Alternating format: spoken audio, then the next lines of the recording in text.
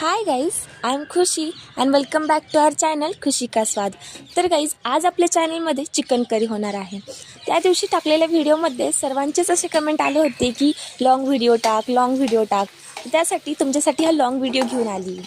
तर चिकन साफ केलं आणि साईडला कढई ठेवली. त्यामध्ये थोडंसं तेल, कांदा, हळद, मीठ असं सर्व टाकून ना त्याला चांगलं फ्राय करून घेतलं. हे फ्राय झाल्यावरती त्यामध्ये आपण चिकन ॲड करून त्याला चांगलं शिजू देणार आहे. चिकन पूर्णपणे शिजल्यावरती तुम्ही पाहू शकता असं मी चिकन ॲड केलं होतं आणि पूर्णपैकी फ्राय करून त्याला शिजवून घेतलं. आणि चिकन जोपर्यंत शिजते ना तोपर्यंत आपण साईडला एक पेस्ट करून घेऊया. पेस्टसाठी कांदा मी भाजून घेणार आहे. तर तुम्ही पाहू शकता मी असा कांदा उभा कट केला होता आणि त्याला चांगला भाजून घेणार आहोत. आपण कांदा एक तेल टाकून एक 4-5 मिनिट असा चांगला कांदा भाजून घेणार आहोत.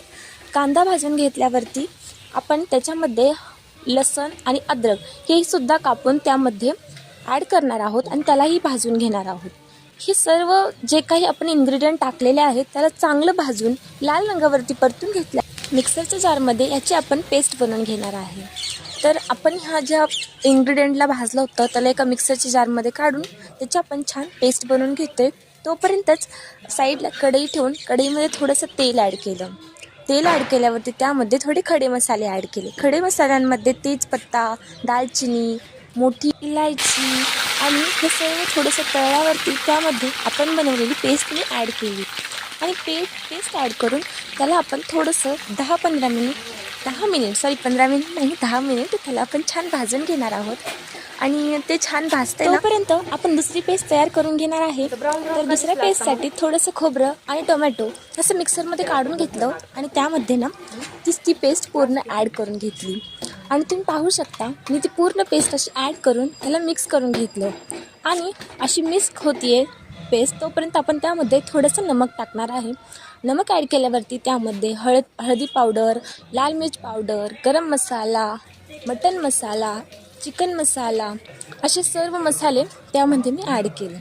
आणि मसाले जोपर्यंत भाजतात तोपर्यंत आपण थोडंसं 2-3 मिनिट त्याला छान असं फ्राय करून घेऊया.